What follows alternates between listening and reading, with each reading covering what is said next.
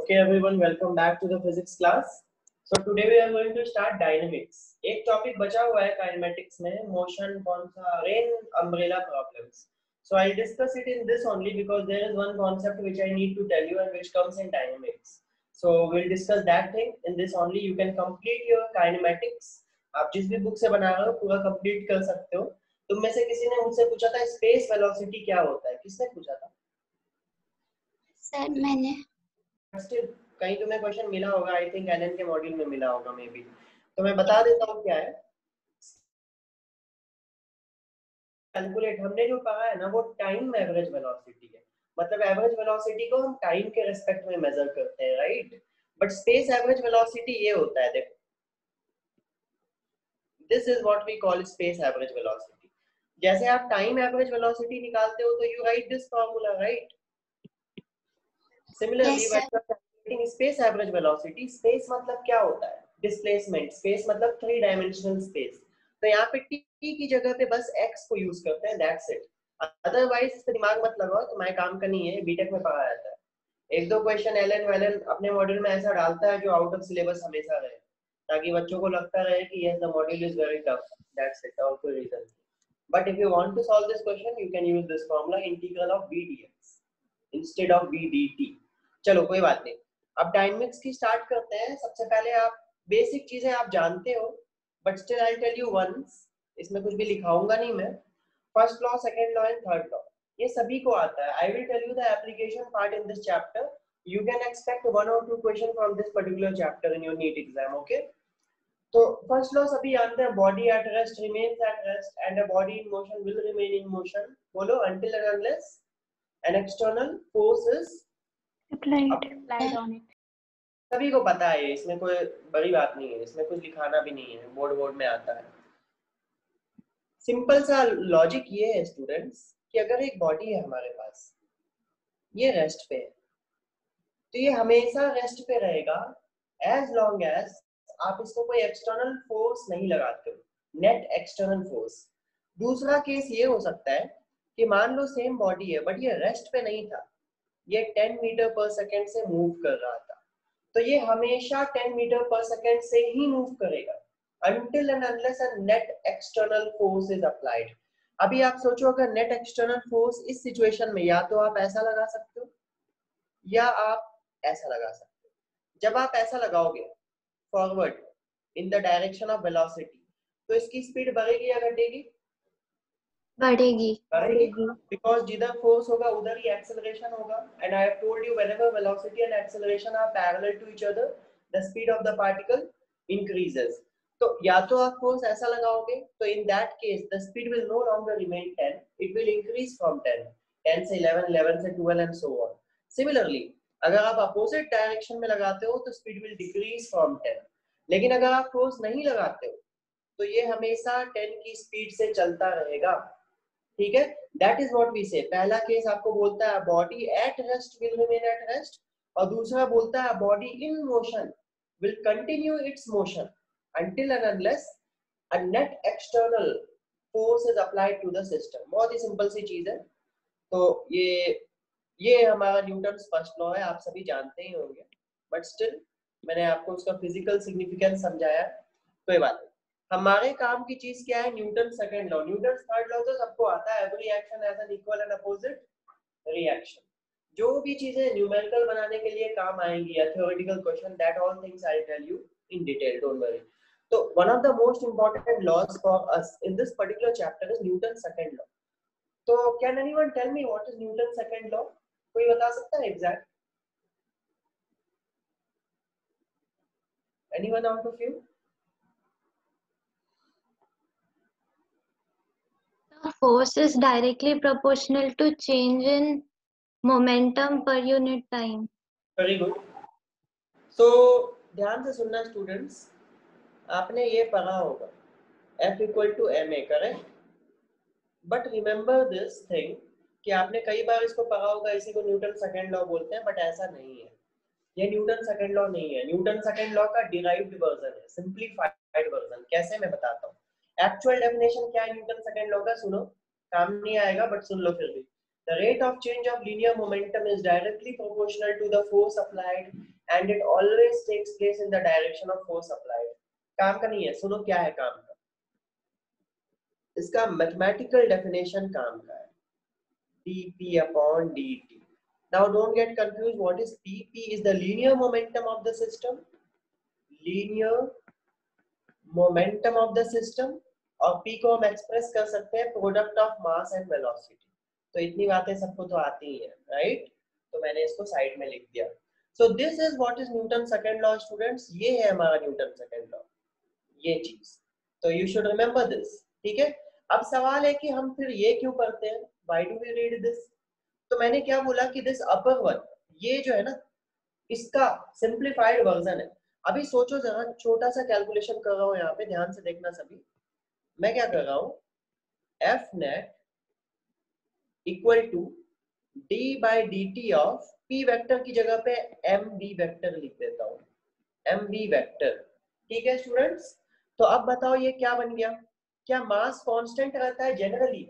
Mass is generally constant, yes और no? Yes, sir. Yes, sir. Mass आ जाता है बाहर, मास आ जाता है बाहर डिफरेंशिएशन के, and d by d t of b, आपको पता है डीवी बाई डी टी क्या होता है?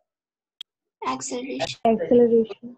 की पूरी इक्वेशन बन जाती है F net equal to m A.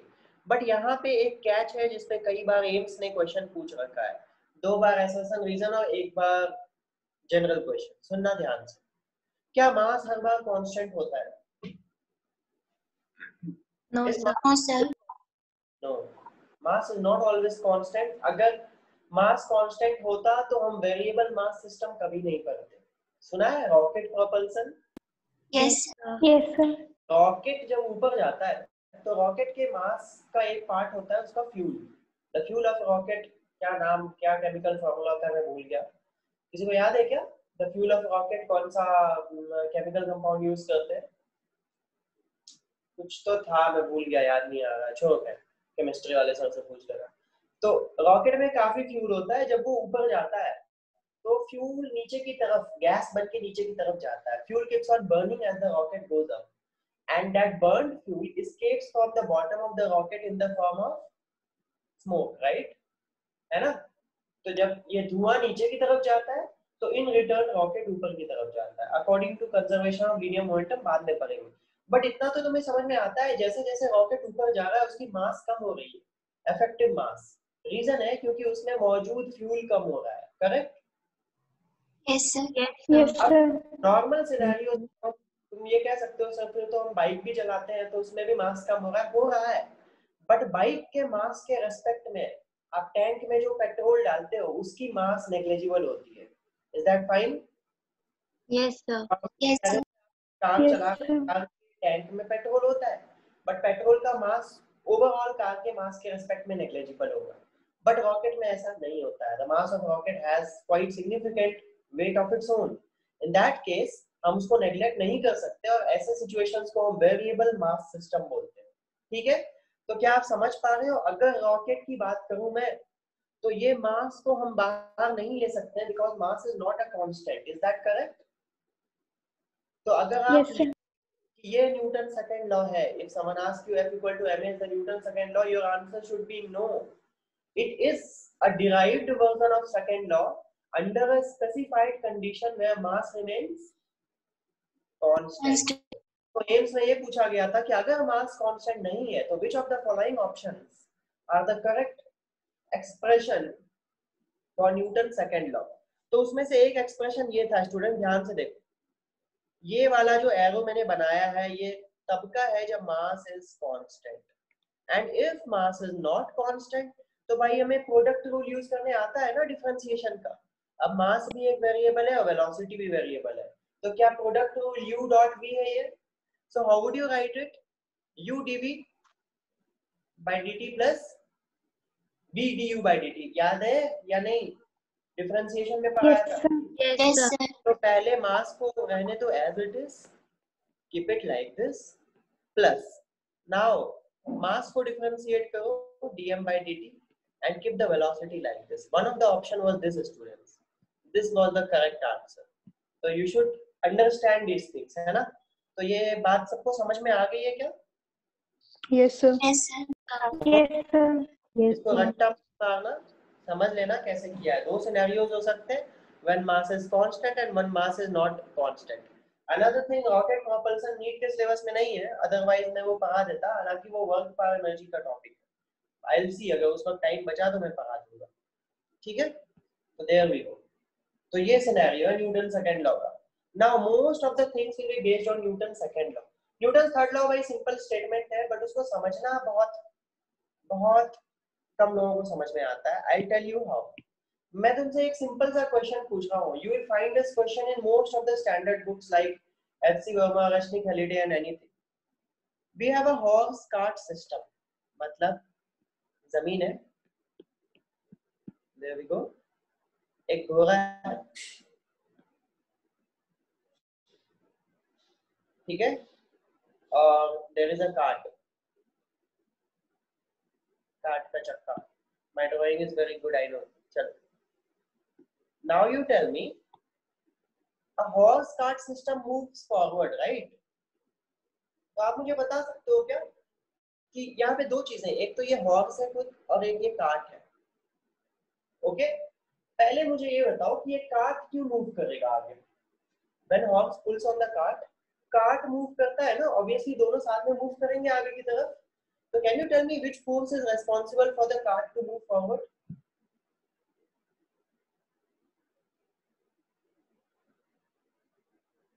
Anyone? ये जो रोप टाइड है ना, ये रोप, ये घोड़े ने रोप को आगे की तरफ खींचा, तो ये रोप इस कार्ट को आगे की तरफ खींचेगा। ये जो कनेक्टिविटी है दोनों के बीच, that is responsible for the cart to move. अच्छा ठीक है, चलो अब मुझे ये बताओ घोड़ा क्यों मूव करता है आगे? Tell me why does the horse move?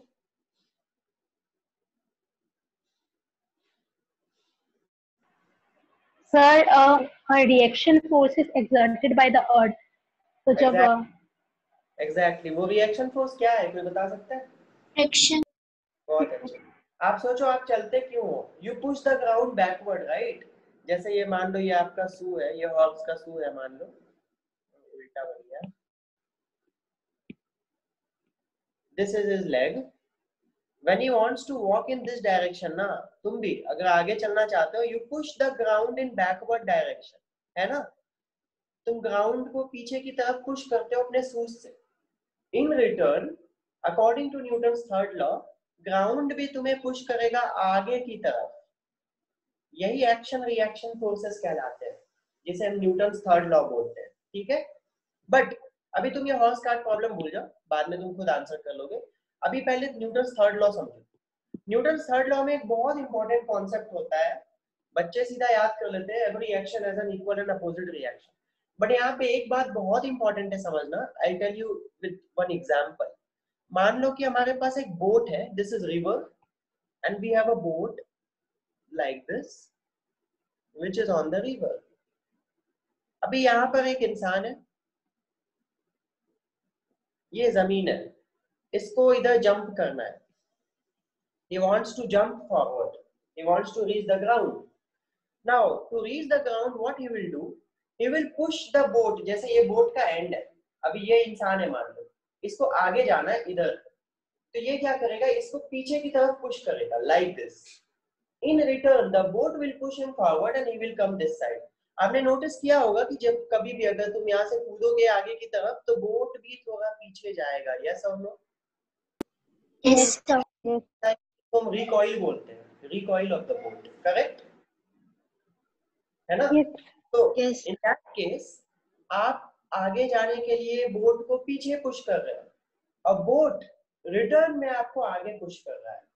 तो ध्यान से देखो, ये दोनों ही फोर्सेस इक्वल होंगे, equal in magnitude but opposite in direction. Do you agree? Yes, sir. Yes, sir. Equal in magnitude but opposite in direction. These force pairs are called action reaction pair. यहाँ पे action किसने किया, इंसान ने या boat ने? इंसान ने, इंसान। और रिएक्शन किसने दिया? बोट ने। बोट ने। तो एक बात यहाँ पे बहुत इंपॉर्टेंट है समझना, सुनना ध्यान से, कि ये जो न्यूटन थर्ड लॉ के फोर्स होते हैं हमेशा पेयर में एग्जिस्ट करते हैं, और इन पेयर्स को हम एक्शन रिएक्शन पेयर बोलते हैं। but the most important thing is that these action reaction forces never act on the same body. ध्यान से देखो, एक्शन लगा किस पे, बोट पे या इंसान पे? बोट पे। बोट पे लगा, इंसान ने लगाया, ठीक। रिएक्शन किस पे लगा? इंसान इंसान पे लगा, किसने लगाया? बोट ने। बोट ने लगाया। तो you should always put a note of this thing that action reaction pairs always act on different bodies. अभी तुम्हें लगा बड़ा ही सिंपल सा स्टेटमेंट है, इस पे इतने कंफ्यूजिंग क्वेश्चंस बन सकते हैं, अभी नहीं बनाऊंगा, कुछ देर बाद बनाऊंगा, कि you will always like confuse होते रहोगे। इस बात का हमेशा ध्यान रखना, अगर तुमसे पूछा जाए कि identify which of the following options are represent action reaction pair, तो तुम्हें एक और सिर्फ एक चीज चेक करना है। क्या चीज? क्या वो दोनों फोर्सेस अलग अलग बॉडीज पे लग रहे हैं या सेम पे? Is that clear to everyone? I tell you, 19 में आया था ये मेन से, 4 ऑप्शन दे दिए थे उसने, identify which of the following is action reaction pair, और उसको भी बहुत लोगों ने गलत किया क्योंकि उन्हें बेसिक थर्ड लॉ का मीनिंग ही मालूम नहीं था। तो I hope you will not make a mistake. मैं वो क्वेश्चन कराऊंगा तुम्हें, अभी नहीं, I don't have that question right now, maybe next class, ठीक है? तो याद रखना इस पॉइंट को, वेरी इंपॉर्टेंट पॉइंट। तो तुम्हें दोनों ही लॉज आते हैं भाई, ठीक है, बहुत बढ़िया बात है। अब हम आगे बढ़ते हैं और कुछ चीजों को समझते हैं। हमारे काम का 99.9% question will be framed out of Newton second law. तो न्यूटन सेकंड लॉ पे हम पूरी डिटेल स्टडी करेंगे। न्यूटन थर्ड लॉ से सिर्फ कॉन्सेप्चुअल क्वेश्चन बन सकते हैं, जैसा कि अभी मैंने बताया आपको, action reaction pairs related. There are no numericals that will be framed on this one. Yes, तो our main focus will be Newton second law. तो ध्यान से देखते हैं, एक टॉपिक लिखते हैं, छोटा सा टॉपिक, जिसे मैं बोलूंगा contact force. Contact force, try to understand this concept. पूरा डायनेमिक्स में ये यूज होने वाला है, ध्यान से समझना। Whenever a body is in contact with another body, तो उनके बीच एक सरफेस होता है जो कॉमन होता है। मैं आपको दिखाता हूँ कैसे। देखो, ये मेरा फ्लोर है, this is my floor, and on the floor there is a block, placed on the floor, ठीक है? अब सुनो, सबसे पहला step, identify the common contact surface. क्या आइडेंटिफाई करोगे? इन दो, हमारे दो बॉडीज यहाँ पे क्या है, पहला है अर्थ और दूसरा है ब्लॉक। अर्थ ये नीचे वाला और ब्लॉक उसके ऊपर रखा हुआ है। तो तुम्हें हमेशा इस बात का ध्यान रखना है कि जब भी दो बॉडी कांटेक्ट में होंगे तो there must be a common contact surface. इस टर्म को नोट करना, कॉमन कांटेक्ट सरफेस। ध्यान से देखो, क्या ये सरफेस कॉमन है अर्थ और ब्लॉक के बीच? Tell me. Yes sir. Yes, sir. So this surface will be called as common contact surface। तो जब भी कांटेक्ट होता है दो बॉडीज, तो कुछ फोर्सेस आते हैं सिनेरियो में, जिन्हें हम बोलते हैं कांटेक्ट फोर्सेस, ठीक है? अब कुछ फोर्सेस आते हैं, क्या आते हैं देखते हैं। कांटेक्ट फोर्स दो तरह का हो सकता है स्टूडेंट्स। पहला वो कंपोनेंट, पहला कांटेक्ट फोर्स का वो कंपोनेंट जो कॉमन कांटेक्ट सरफेस के परपेंडिकुलर हो। देखो, थोड़ा सा कंफ्यूजिंग लगेगा तुम्हें स्टेटमेंट, बट एक बार समझ जाओगे, जिंदगी में नहीं भूलोगे। सुनना ध्यान से, मैं रिपीट कर रहा हूँ। जब मैं कांटेक्ट फोर्स की बात करूं तो ये दो तरह के होते हैं, दो तरह के भूल जाओ। सबसे पहले तुम आइडेंटिफाई कर लो कॉमन कांटेक्ट सरफेस क्या है। कर लिया आइडेंटिफाई? स्टेप 2, एक फोर्स होता है जो इस कॉमन कांटेक्ट सरफेस के परपेंडिकुलर एक्ट करता है, और दूसरा फोर्स होता है जो पैरेलल एक्ट करता है।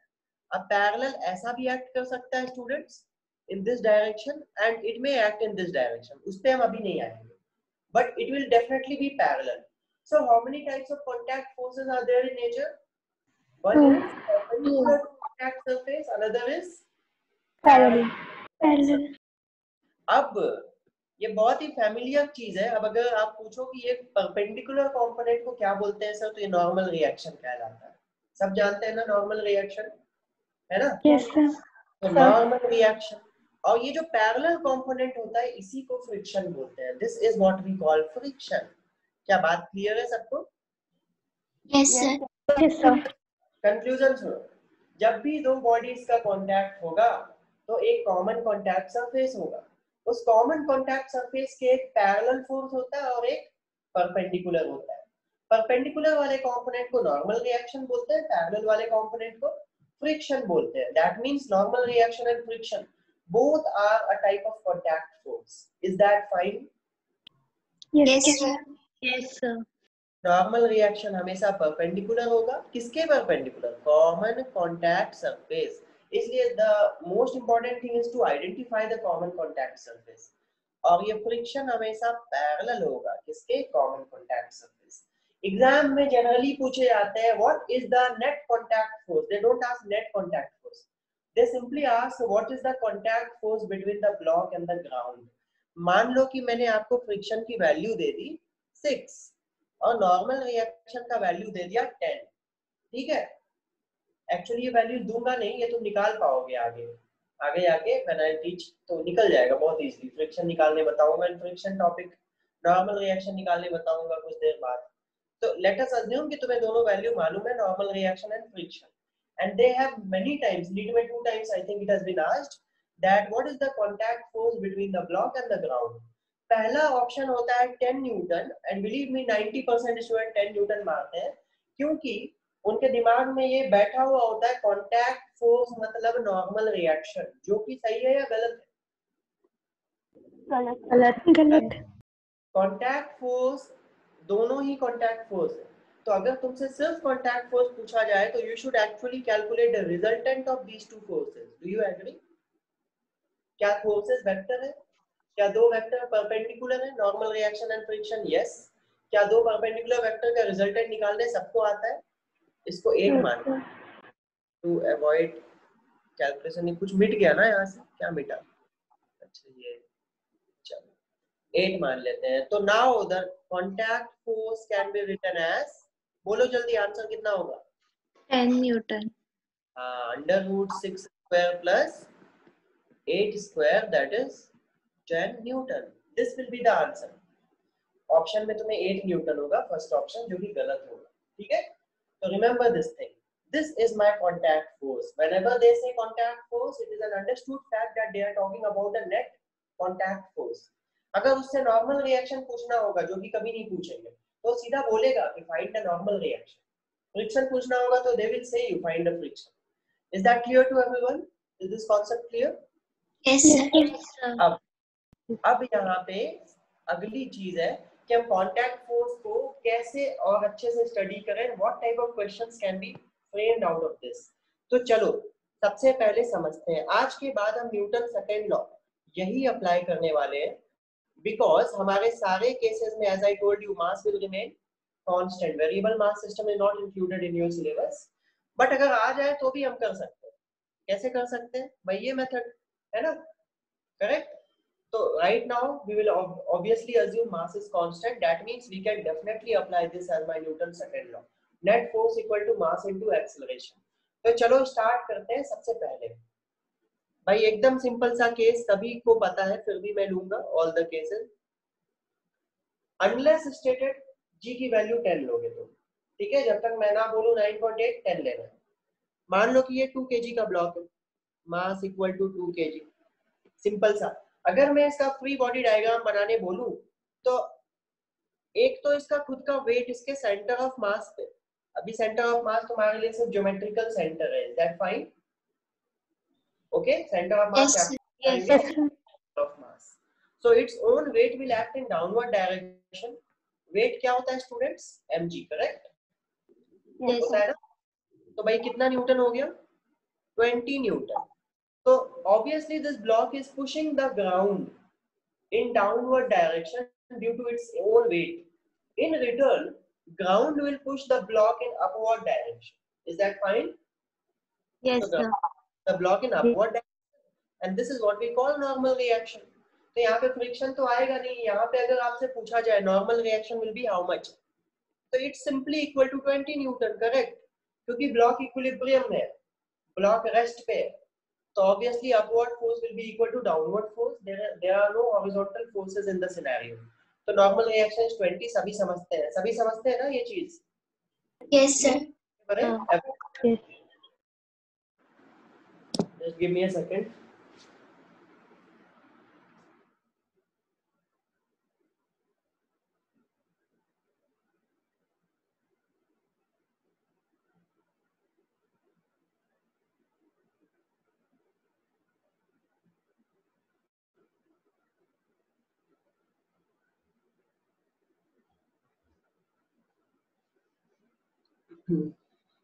So this is the simplest case, right?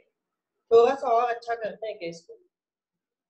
अभी सबसे खतरनाक क्वेश्चन जो है सारे कर लेंगे वन बाय वन. ध्यान से देखो, समझ लो. My first scenario is that this is the ground. अभी सुनो, यहाँ पे हमारे पास दो ब्लॉक्स है. One, both the blocks are in contact, students. This is block A, this is block B. Block A का मास आप मान लो 2 kg और ब्लॉक B का मास आप मान लो कितना मान लोगे 1 kg.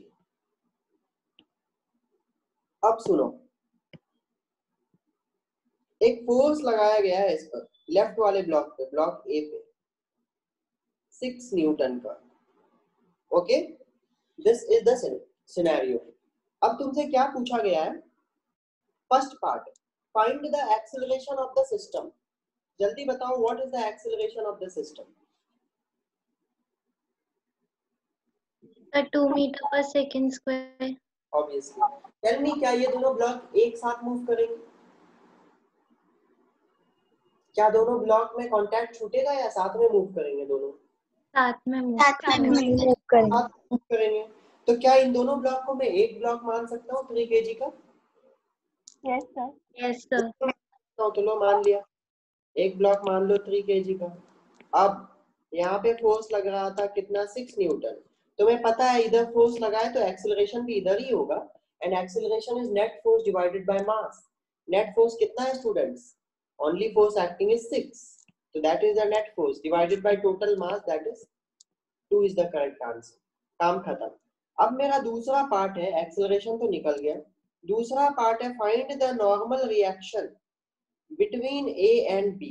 अब ये कोई सॉल्व मत करना, I will give you many chances to solve the question. इसके बाद इसको समझो पहले, आई विल एक्सप्लेन यू. हो सकता है तुम्हें कोई मेथड आता हो, I will take my method. ध्यान से सुनो. कभी भी ऐसा क्वेश्चन आए, इनको हम बोलते हैं कनेक्टेड बॉडीज प्रॉब्लम. क्या बोलते हैं?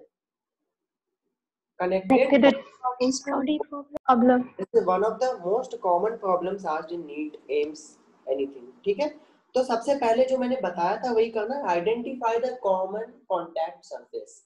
क्या इन दो ब्लॉक्स के बीच का कॉमन कॉन्टैक्ट सरफेस ये है? Isn't it? है ना? Yes sir. अब यहाँ पे हमेशा दो एरो बना लो, एक लेफ्ट और एक राइट. मैं बताऊंगा क्यों. क्योंकि न्यूटन्स थर्ड लॉ के according action reaction pair equal और अपोजिट डायरेक्शन में होते हैं, राइट? Yes sir. ये बना लो, इतना सा कुछ मत सोचो. इसको भी नॉर्मल रिएक्शन बोलोगे तो ये भी n ही होगा. करेक्ट, दोनों ही n होंगे. मैग्नीट्यूड सेम होनी चाहिए.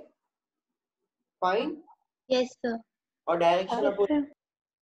अब तुम क्या करोगे? You will separately draw the free body diagram of both the blocks A and B.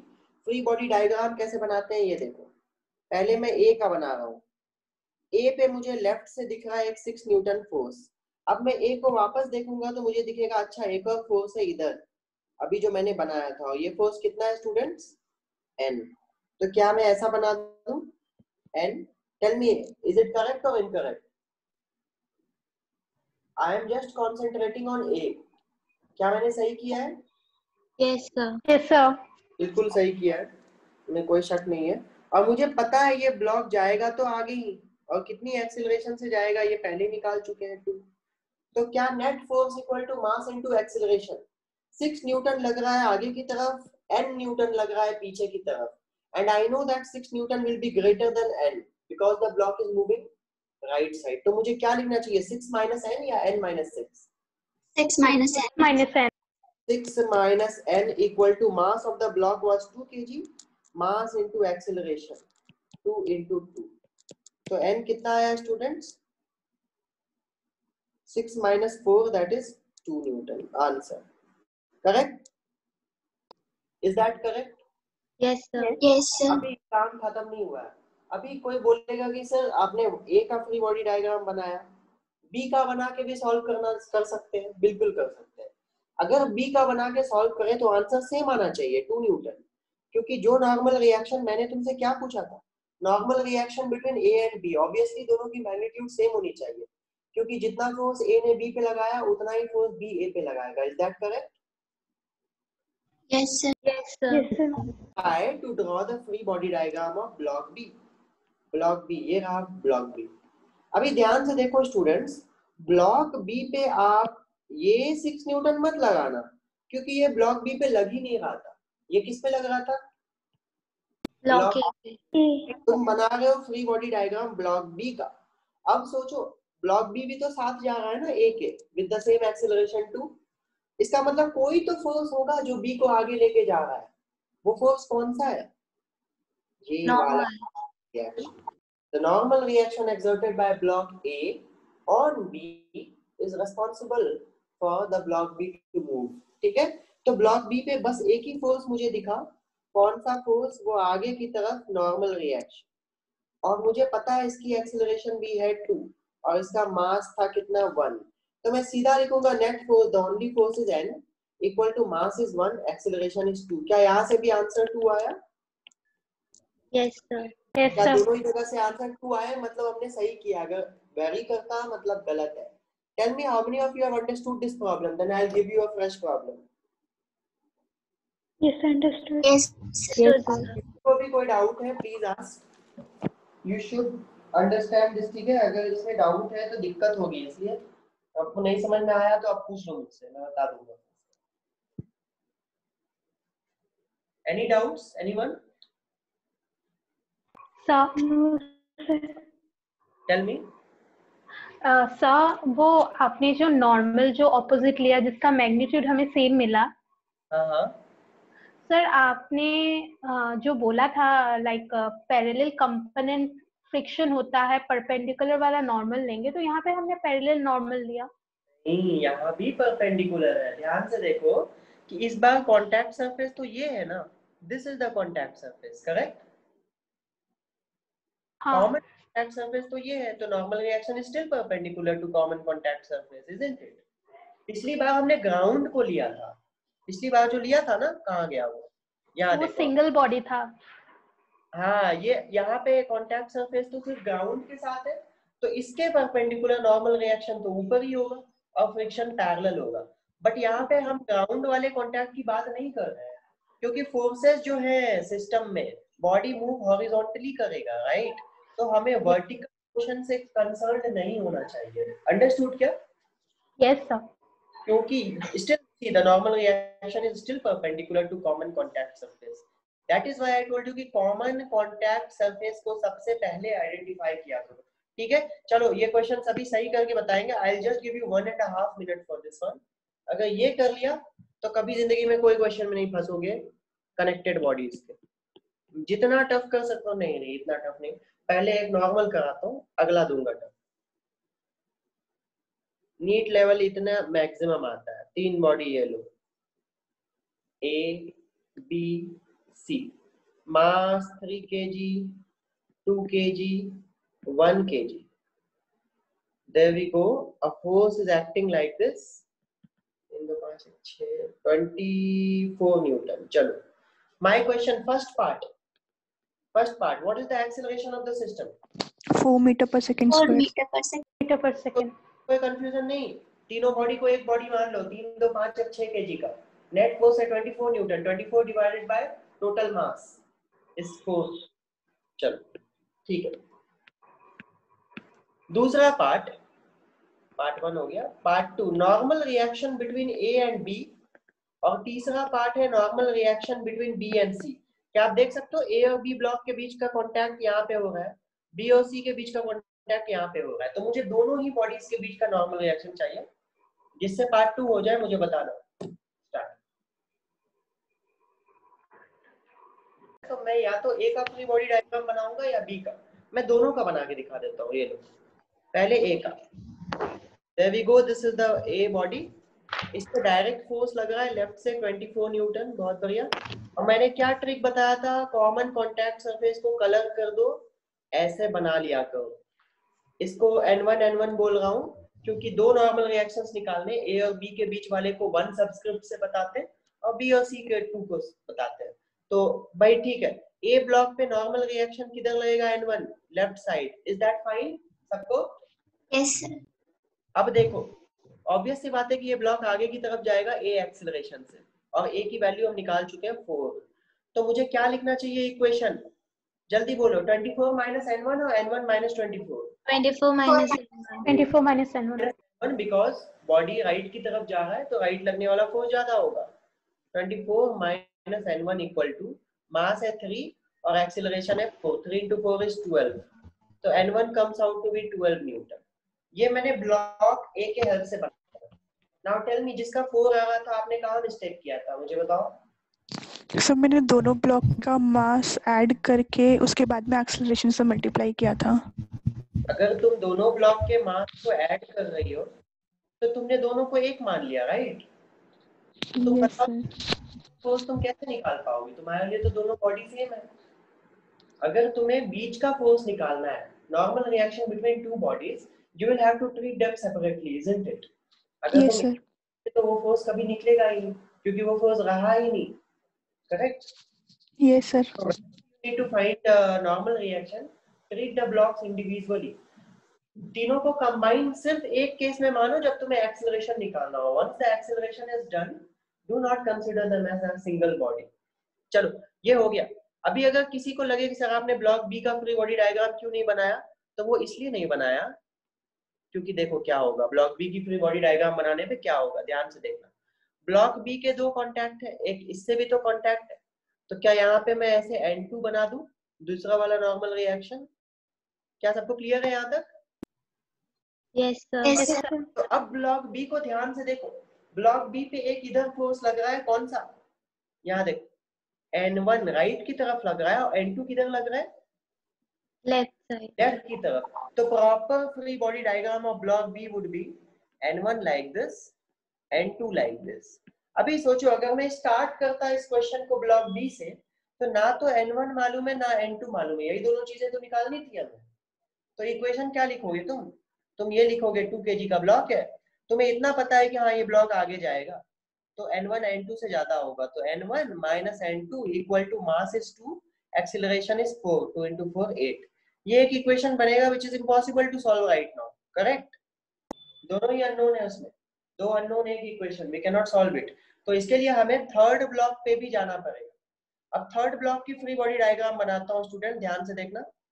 Third block की फ्री बॉडी डायग्राम कुछ ऐसी होगी। थर्ड ब्लॉक पे only force acting is what? N2 in forward direction. तो क्या मैं लिखूं? N2 equal to mass is 1, acceleration is 4, तो 1 into 4 is 4। क्या N2 4 आया? Yes, sir. Yes, sir. अब Yes, इस sir. N2 को यहाँ पुट करेंगे तो देखो फिर से 12 आ रहा है N1, Yes, Yes, sir. फिर से सब कुछ सही है। Is that understood to everyone? Yes, Yes, sir. sir. Yes, sir. है ना, कर सकते हो कि नहीं? Sir.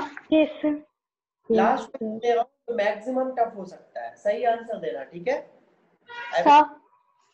हाँ, tell me if you have any doubt you can ask me. Sir block B पे जब हमने निकाला N1 minus N2 is equal to 8, तो वहीं से हमें N2 मिल जाएगा क्योंकि हमें N1 12 न्यूटन पता था फ्रॉम ब्लॉक 1।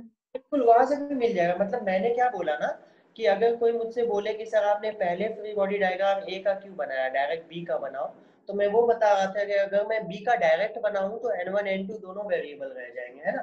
सर अगर हमें ब्लॉक सी का निकालने की जरूरत नहीं पड़ेगी तब? हाँ बिल्कुल जरूरत नहीं पड़ेगी सी का, वो मैंने इसलिए बताया ताकि आंसर चेक कर पाओ आप, ठीक है? Okay sir. जरूरत नहीं है निकालने की, आप एक से निकाल लो। If you are confident your calculation is correct, you are good to go, ठीक है? मैंने इसलिए बताया कि आपको ये पता चले कि you can always check your answer in this type of question. किसी भी बॉडी के फ्री बॉडी डायग्राम से बनाओ, आंसर सेम आना चाहिए, अगर अलग आ रहा है तो कुछ गलत है। Is that fine? ठीक है सबको? Yes, sir. Yes, sir. और कुछ पूछना है किसी को? Then you solve this question. This is the last question of this connected bodies. इससे टफ क्वेश्चन कभी नहीं आ सकता क्योंकि इससे ज्यादा कुछ हो ही नहीं सकता है। 5 ब्लॉक भी लगा दो तो क्या फर्क पड़ जाएगा? 24 Newton, 4 Newton. Proper free body diagram बनाएंगे सभी अपने कॉपी में, ठीक है? ऐसा नहीं कि डायरेक्ट आंसर बोल दिया मुझे। 2 kg, 2 kg, 1 kg, A, B, C. First thing, acceleration of the system. Second thing, normal reaction between A and B. Third thing, normal reaction between B and C. All these things I need. First, you will tell me what is the acceleration of the system. 4 meter per second. 4 meter per second. Square. Now, carefully solve this. Take your time, but give me the correct answer of both the questions. Okay? I'll give you 2 minutes for this. Chalo, start.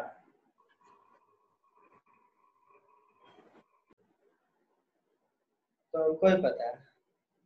चल ठीक, ये हो गया? नहीं,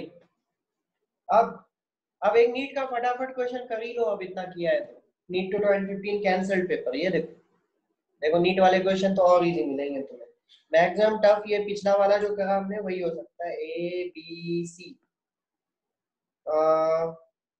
4 kg. This answer I should get within 30 seconds. Okay, 2 kg, 1 kg. And यहाँ पे एक force लगाया है इसने 14 न्यूटन। क्वेश्चन दिया हुआ है नीट में, क्वेश्चन बैंक में मिलेगा आपको। Then they have asked find the contact force between A and B. A and B. You have 4 options. Start. 8 Newton, 18 Newton, 2 Newton, 6 Newton. The 6 Newton. 6 Newton. 30. All up 30 seconds. That's great. सबका हुआ? जिसे नहीं हुआ Yes, sir. that's fine. बाकी लोग answer जल्दी कर दें तो डोंट फील किया मुझसे नहीं बता। यू विल आल्सो आराम से करो, आंसर सही आना चाहिए। That's it. Okay, everyone got it क्या? Yes, sir. डायग्राम में आंसर आ जाएगा, है ना? ओके चलो। अब तो these are the connected problems which may be asked in NEET. I hope कि आज के बाद तुम लोग इसमें कोई गलती नहीं करोगे। चलो अब हम बढ़ेंगे आगे। अब हम पढ़ने वाले हैं पहले तो पुली सिस्टम देख लेते हैं कुछ चीजें। पुली इज वेरी कॉमन, ठीक है? पुली सिस्टम्स। सो लुक, सबसे पहले बेसिक चीज, सबसे बेसिक पुली। भाई ये वाला सिस्टम सबसे बेसिक होता है students. Everyone might have seen this. एक पुली है जो हैंग कर रहा है सीलिंग से और इसके अक्रॉस एक रूफ है जिसमें एक ब्लॉक, ये 1 kg और ये 2 kg. This particular machine is called Atwood machine. क्या बोलते हैं इसको? Atwood machine. सुना है क्या? नहीं? No, sir. No, sir. कोई बात नहीं, आज सुन लिया ना। Atwood, ATWOOD, wood machine. अब सुनो, this pulley is wound, sorry, this string is wound over the pulley like this. यहाँ से एक बात तो कॉमन सेंस से पता चलता है कि जो हेवियर ब्लॉक है वो नीचे जाएगा, जो लाइटर ब्लॉक है वो ऊपर आएगा। Is that correct? Yes, sir. Yes, sir. दूसरी बात यहाँ से ये पता चलता है कि जितनी स्पीड से हेवियर ब्लॉक नीचे आएगा उतनी ही स्पीड से लाइटर ब्लॉक ऊपर जाएगा। क्या ये कंक्लूजन सही है या गलत है? सही है sir. Have I said correct or incorrect? Sir ये तभी होगा जब फ्रिक्शन लेस होगी पुली। हाँ, फ्रिक्शन अभी पर्टिकुलरली हम जो भी पढ़ेंगे पुली फ्रिक्शनलेस होगा, मास स्ट्रिंग मासलेस होगा। हाँ ठीक है। अगर ये दोनों कंडीशन मैं दे दूं तो क्या दोनों की स्पीड सेम होगी? Yes, sir. Yes, क्या sir. दोनों का एक्सेलरेशन सेम होगा? Yes sir. Yes, sir. What we call constraint motion. क्या बोलते हैं इसको? constraint motion. मैं कैसे बोल सकता हूँ? सुनो, इस लेंथ को L1 मान लेते हैं, रस्सी की लेंथ राइट साइड, और लेफ्ट साइड वाले को L2 मान लेते हैं। तो कुछ भी हो जाए, मैं मानता हूँ कि जब ये हेवियर ब्लॉक नीचे आएगा तो ये L1 इंक्रीज होगा कि डिक्रीज होगा? Increase. Increase. और L2 Decrease. Decrease. है कि L1 plus L2 will remain constant क्योंकि length of the Yes. string can never change as long as the string is inextensible. क्या मेरी बात क्लियर है? Yes, sir. क्या L1 plus L2 को मैं कांस्टेंट मान सकता हूँ? Yes, दोनों sir. Yes, sir. dl1 upon dt plus dl2 upon dt equal to 0. 0 क्यों? कांस्टेंट का डिफरेंशिएशन 0. अब dl1 by dt क्या है? ध्यान से सुनना. Rate of change of this length with respect to time. क्या इसी को वेलोसिटी बोलोगे? ब्लॉक 2 kg वाले ब्लॉक की dx by dt वेलोसिटी होता है ना? Yes, sir. Yes, sir. जिस रेट से इस रस्सी की लेंथ इंक्रीज होगी उसी को तो बोलेंगे इसकी वेलोसिटी, करेक्ट? तो क्या इसको मैं v1 बोल सकता हूँ, dl1 by dt को v1 और इसको v2 इक्वल टू 0. तो यहाँ से v1 equal to minus v2. Obvious सी बात है कि एक ब्लॉक नीचे जा रहा है तो दूसरा ब्लॉक किधर जा रहा है? ऊपर जा रहा है. तो डायरेक्शन अपोजिट है इसलिए एक माइनस साइन यूज किया है, but magnitude will remain same. तो फर्दर डिफरेंशिएट करोगे तो वेलोसिटी का डिफरेंशिएशन क्या होगा? Acceleration. Equal to minus a2. ये कहलाता है, this is what we call constraint motion. Constraint motion, ये मैं तुम्हें एक अलग टॉपिक पढ़ाऊंगा आज नहीं, मे बी नेक्स्ट क्लास में. कॉन्स्ट्रेंट मोशन उस वक्त भी तुम्हें ये काम आएगा. ये मेथड डोंट वरी हम कभी यूज नहीं करेंगे, ये हम बस तुम्हें समझाने के लिए बताया. एक शॉर्ट ट्रिक है जिससे हम ये चीजें बहुत इजीली कर सकते हैं. अभी के लिए तुम्हें लॉजिकली समझ में आता है कि भाई जितनी स्पीड से ब्लॉक ऊपर जाएगा लेफ्ट वाला, उतनी स्पीड से ब्लॉक नीचे जाएगा राइट वाला. तो इतना काफी है, ठीक है. मुझे क्या मतलब है ना, मुझे मतलब है कि इन ब्लॉक्स की, अभी तुमने बोला कि सर ये a एक्सेलरेशन से नीचे आएगा तो ये भी a एक्सेलरेशन से ऊपर जाएगा. तो मुझे क्या चाहिए? मुझे ये एक्सेलरेशन चाहिए. This is what I want to find out this acceleration. So I tell you the conventional approach first of all which we will never be using. हम यहाँ पे एक शॉर्ट ट्रिक यूज करेंगे, बट पहले मैं conventional approach बता रहा हूँ. ऐसे क्वेश्चंस को बनाने के लिए हम क्या करते हैं, दोनों ही ब्लॉक्स का सेपरेटली फ्री बॉडी डायग्राम बनाते हैं. तो 2 kg ब्लॉक को देखो ध्यान से. 2 kg ब्लॉक पे नीचे की तरफ इसका खुद का वेट लगेगा. g की वैल्यू 10 ले लो तो 2 into g, वेट कितना हुआ? 20 न्यूटन. और हमेशा याद रखना स्टूडेंट्स, अब यहाँ पे एक इंपॉर्टेंट बात, जहां भी रस्सी होता है, धागा होता है, वहां पे स्ट्रिंग में एक्सर्ट करने वाला फोर्स टेंशन कहलाता है. क्या बोलेंगे उसको? टेंशन. बहुत कंफ्यूजन होता है कि सर टेंशन का डायरेक्शन कभी ऊपर लेते हैं कभी नीचे लेते हैं. तो टेंशन का डायरेक्शन अभी मैं खत्म कर दे रहा हूँ कंफ्यूजन. जब भी तुम्हें कोई रस्सी मिलेगा तो टेंशन का डायरेक्शन ऐसे बनाना. देख ये क्या है पता नहीं, ये मैंने एक एरो नीचे बनाया है, उसके बाद एक एरो ऊपर बनाया.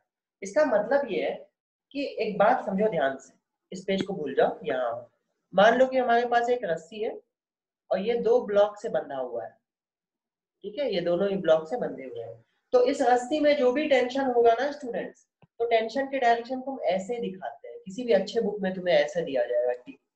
इसका मतलब ये होता है कि टेंशन, तुम जिस बॉडी का फ्री बॉडी डायग्राम बना रहे हो, जिसका ही बना रहे हो, मान लो तुम ए का बना रहे हो, तो ए पे तुमको ये वाला डायरेक्शन लेना है, दिस वन, मतलब अवे फ्रॉम द बॉडी. ठीक. अगर तुम बी का फ्री बॉडी डायग्राम बनाओगे तो बी से भी अवे फ्रॉम द बॉडी, लेकिन बी से अवे फ्रॉम द बॉडी क्या, देखो अवे फ्रॉम द बॉडी है, ये बी से अवे है ना. Yes, sir. तो इसीलिए मैं हमेशा टेंशन को ऐसे ही बनाता हूँ, 2 एरो, एक ऐसा और एक ऐसा. अब सवाल है कौन सा एरो किधर लेना है. तुम्हें बस ये इंश्योर करना है कि जिस बॉडी का फ्री बॉडी डायग्राम बना रहे हो, टेंशन उस बॉडी से दूर लगेगा, away from that body. Is that clear to everyone? Yes, sir. तो यहाँ पे इस रस्सी में मैं ऐसे बनाऊंगा. कहाँ गया ये, एक मिनट. इधर वाले लेफ्ट वाले रस्सी में भी मैं ऐसे ही बनाऊंगा. मुझे बस ये समझ में आता है कि भाई अगर मैं 2 kg ब्लॉक का फ्री बॉडी डायग्राम बना रहा हूँ तो टेंशन इससे दूर लगेगा. ऑब्वियसली ऊपर लगेगा क्योंकि रस्सी ऊपर है, लेकिन ऊपर लगने के भी 2 तरीके हैं, एक नीचे की तरफ और एक ऐसा. बट कौन सा चूज करेंगे? Away from the body whose free body diagram you are drawing. You are drawing the free body diagram of this body, so away from this body would be like this. That is why मैंने पहले ये बनाया फिर ये बनाया. अभी 1 kg वाले block का फ्री बॉडी डायग्राम देखो.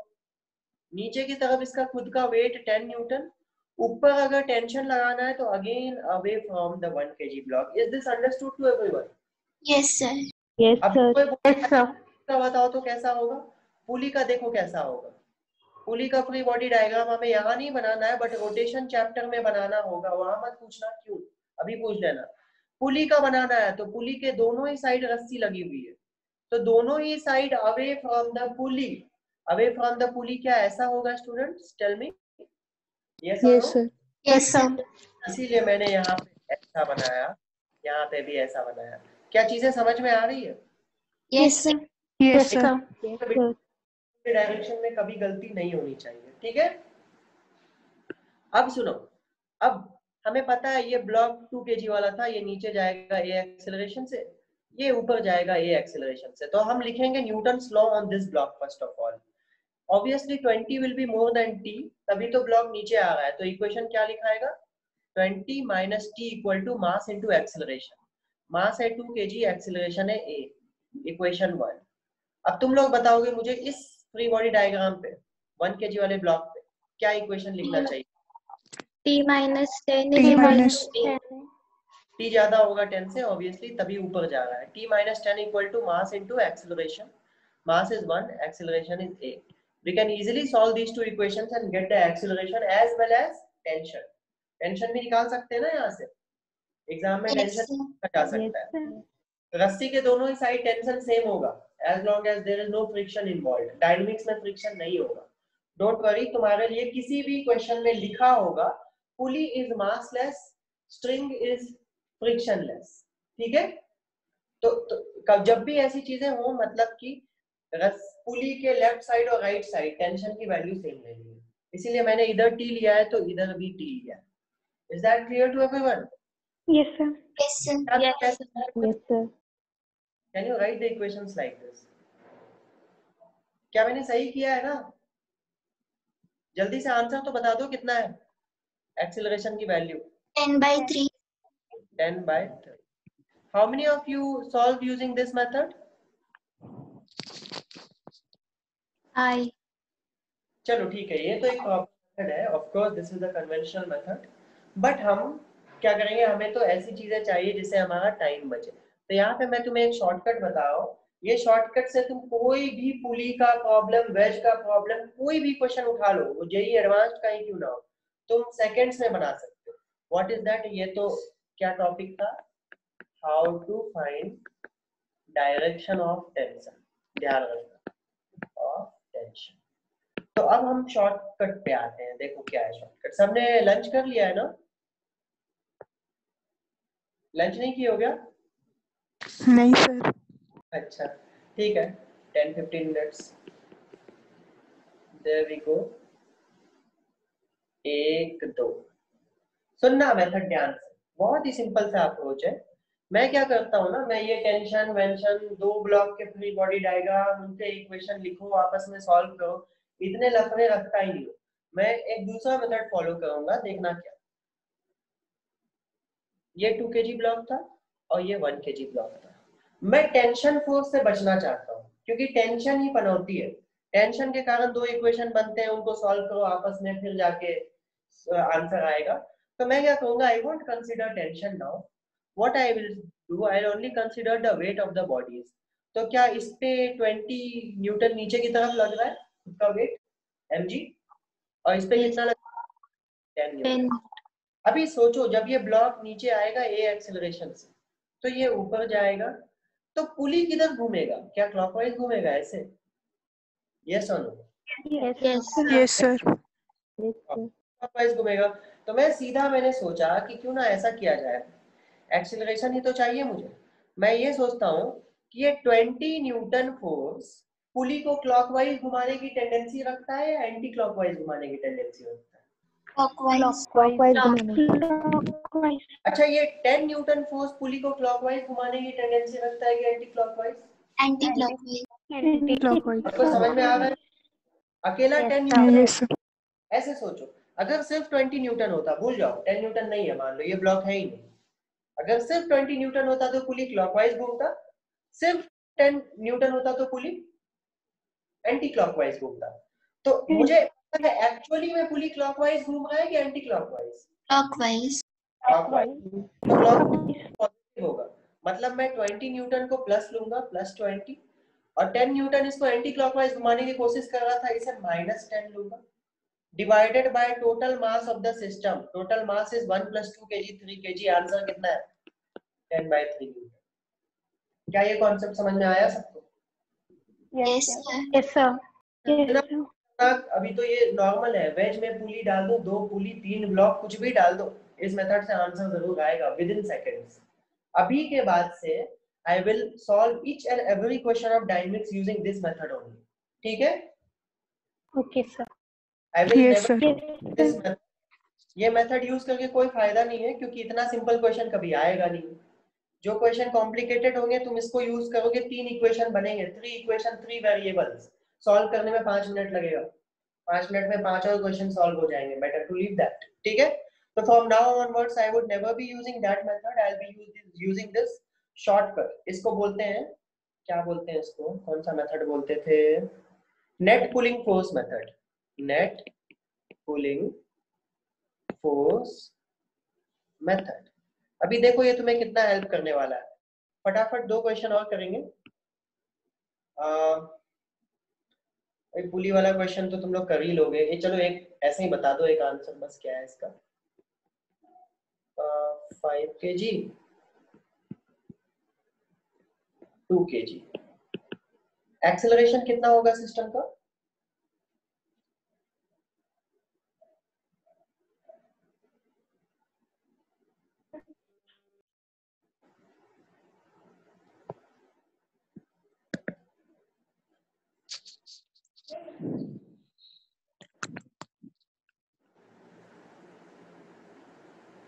Sir, 30/7. 30/7. 30/7.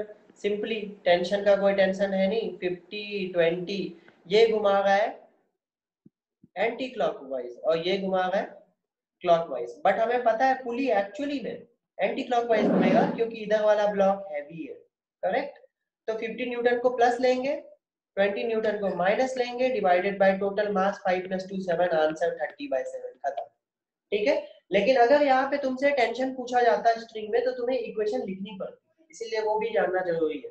अगर यहाँ पे एक्सीलरेशन नहीं पूछा जाता तुमसे, they would have asked you find the tension in the string. तो किसी भी एक ब्लॉक का फ्री बॉडी डायग्राम बना लो, जैसे इसका बना लो. तो 2 kg वाले पे नीचे लग रहा है 20, ऊपर लगेगा टेंशन, एक्सीलरेशन हमें मालूम है, तो इक्वेशन कितना होगा? 20 - t = mass into acceleration. From here you can find out the tension. But as long as you are asked to find out acceleration, कुछ नहीं करना है, इस मेथड से निकाल लो. बनी? समझ गए क्या? Yes, sir. ठीक है? तो अभी तो और भी बहुत टॉपिक्स हैं, और भी बहुत तरह के क्वेश्चंस करेंगे. वेज वाले क्वेश्चंस करेंगे, वेज पे पुली लगा देंगे. तो अगला class will be very very important for dynamics. You all have not done your lunch, so I would suggest you to go and have lunch. मैंने भी नहीं किया. So that's it for today guys. ठीक है?